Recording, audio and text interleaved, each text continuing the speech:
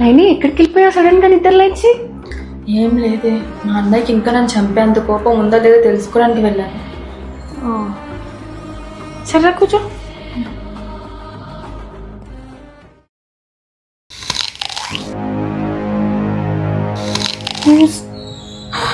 నన్ను వదిలే. నైని, ఆ ఫ్యూచర్ నైనిని ఆ మర్డరర్ ఎలా చంపాడు? ఓ, ఏదో పెద్ద సౌండ్ వచ్చిందన్నావు. యాక్స్ తో చంపేశాడా నిన్నే? అలా ఏం లేదు. సర్లే కానీ నువ్వు ఆఫ్టర్నూన్ కూడా సరిగా నిద్రపోలేదు. రా పడుకుందా. నువ్వు పడుకుంటే కానీ నేను అనుకున్నది కంప్లీట్ చేయలేదు. లే.